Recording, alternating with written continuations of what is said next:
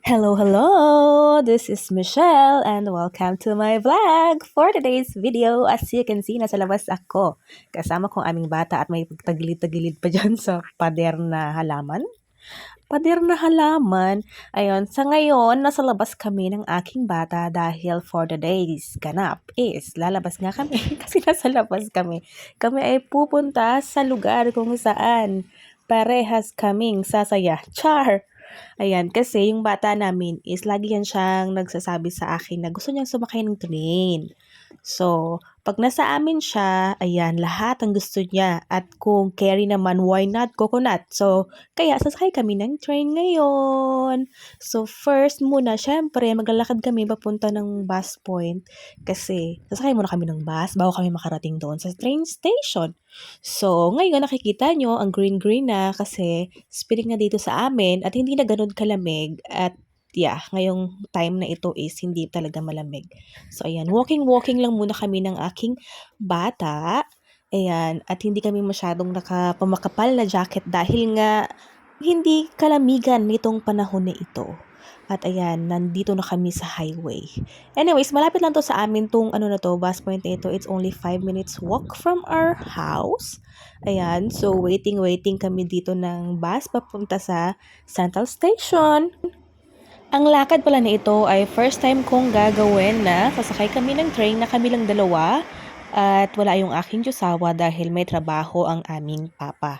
So ngayon, kami lang munang dalawa ang magbabanding. Hanggang sa ito na, nandito na kami sa train station.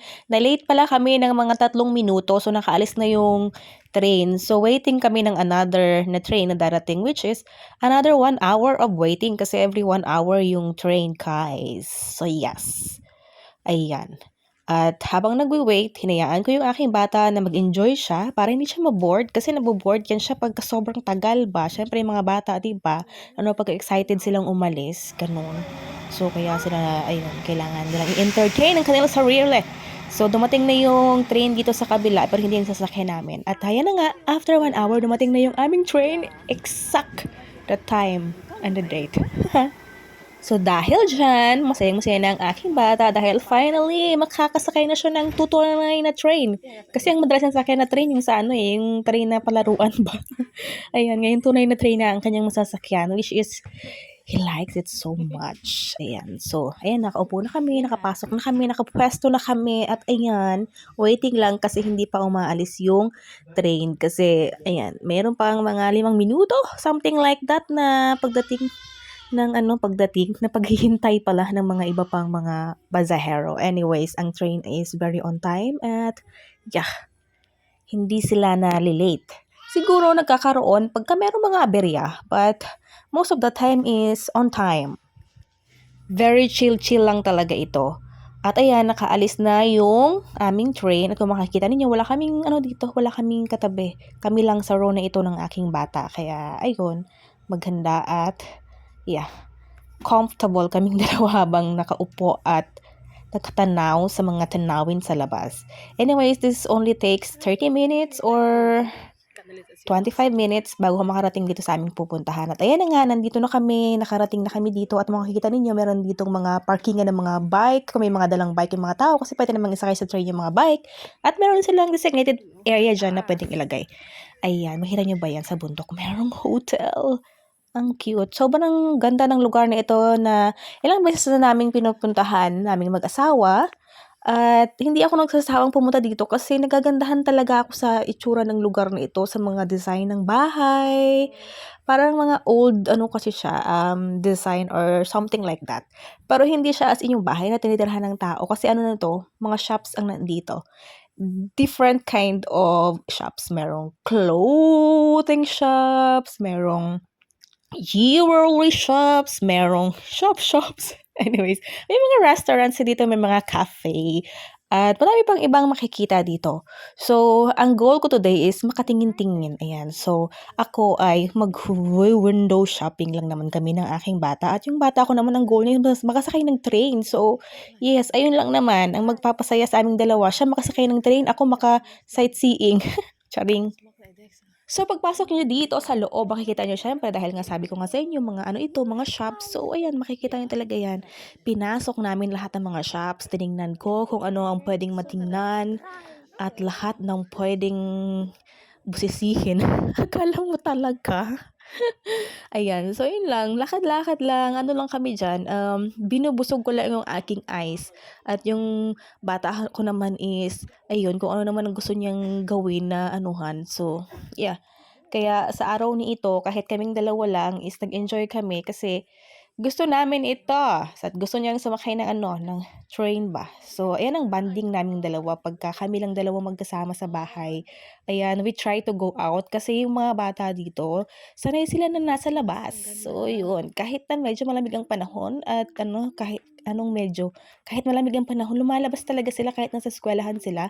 Talagang ano sila, meron silang time na lumabas maglaro, ganyan. So, yun, para hindi sila ano ba, mas binibigyan nila ng ano yun, yung parang physical activity, something like that, yung makagalaw-galaw yung mga bata. So, yeah. At eto na nga, di ba kita niyo ba yan? Umiinit na si Haring Araw. Kasi ang oras na ito is ano na, 2:00. So, yeah. Kaya ayun. Ikot-ikot lang kami dito na aking bata. Nakikita niyo ba yan? Ayan yung mga nakikita ko na kahit tinitingnan ko lang talaga, ay nako, kahit ano ko lang sa aking eyes is super ganda na at hindi talaga ako magsasawang tingnan ang lugar na ito. Ayan, 'di ba? Sobrang ganda. Anyways, meron pala dito sa lugar na ito na Filipina na nagtatrabaho, which is pinuntahan namin yung shop kung saan siya nagtatrabaho. Pero wala kaming nagustuhan doon kasi nga walang nagustuhan, wala kaming nagustuhan at yun, ayun nga, yung window shopping lang talaga ng ano na ito kasi alam nyo ba, ang paglabas-labas, ang paggala-gala is not about na may bibilhin ka dapat. Ano lang to, parang ano lang ba, ano mo yung sarili mo na makakita ka naman ng mga ibang tao, ibang tao, at ano lang, for ano lang ba, for entertainment. Charot, entertainment. Hindi, kumbaga para maano mo rin naman yung outside world. Mga ano lang ba, sightseeing, mga tingin-tingin lang, ganun. Hindi naman kailangan may mabili ka. Lalo na wala ka namang pambili, di ba? Diba? So, yun. Ganyan lang. Bubusugin lang yung eyes. At sa mga panahong ito is, ayan, hinayaan ko yung aking bata na ano siya, maglakad-lakad or ano man yung mga kailangan niyang gawin ba. At ako din naman nag-video naman ako dito. O, diba? O, outfit, check. Char. Ayan. So, diba? Ang ganda. Ang ganda ng background. Ganun. So, yes, enjoying lang talaga. Enjoy the moment nito kahit kaming dalawa lang. Dahil sa susunod, pagka free naman yung aking usawables, kami namang tatlo ang kagala-gala. Pero, syempre ngayon, kami muna. At meron pala ako ditong nakitang shops na maganda na pwede mong pagbilhan ng mga cross. Ayan, kasi parang ang gandang magkaroon ng ganyan sa bahay. Yung may ilalagay ka ba, ayan. Kita nyo ba yan? Sobrang ganda niyan. Ayan. Kung gusto nyo bumili, may mga sila dyan. So, habang naglalakad kami, at nagsasabi niya aking bata na gusto niyang kumain at nagutom na siya. So, kumain kami. At ayan na nga, natapos na kaming kumain. Ay, may bitbit na kami yung natira niyang pizza. Natawa pa nga ako doon sa ano tawag ito? Sa waiter. Kasi sabi niya, 3 ba kayo? Sabi ko, hindi, 2 lang kami. Tapos sabi niya, kasi nga, madami yung order namin. Kasi yung bata ako, pagka halimbawa tinatanong ko talaga yan siya kung anong kakainin niya. Hindi ako nagde-decide kung anong kakainin niya. Siya ang pinagde-decide ko talaga. So, pagka carry naman, why not? So, kaya ayun. So, anyways, di naman niya naubos yung pizza. Kaya uwi namin to sa aming papa. Ayan, walking na kami ng aking bata. Kasi halos naman naikot na naming dalawa yung lugar na iyan. Kaya, at this moment of time is pauwi na kami. Ayun, nakikita niyo pa ba si Haring Araw? Alam niyo ba kung anong oras na dyan? 5:00 na yan siya, pero tingnan niyo naman, 'di ba ang taas pa rin ni Haring Araw. Pag ganitong talaga season is, ayan na, mahaba na yung araw at maiksi na lang yung gabi. At ganun din si Haring Araw, sobrang tagal niya tawag ito, mag-set. So, ayan. So, bit-bit na naman namin yung pizza na yan. At papunta na kami sa train station. At ayun na, sakto lang pag namin, andyan na yung train, di ba? It's very on time ang train talaga sa mga araw na ito na kung saan kami ay gumala-gala ng aking bata. At hanggang nakapasok na nga kami guys sa loob. Ayan. So kung makikita ninyo, wala pa palang 5:00. Mga lapit na pala. So ayun lang naman yung aming ngayon, nabusog kami at nag-enjoy kami. So maraming salamat sa panonood. See you in our next vlog. Tschüss!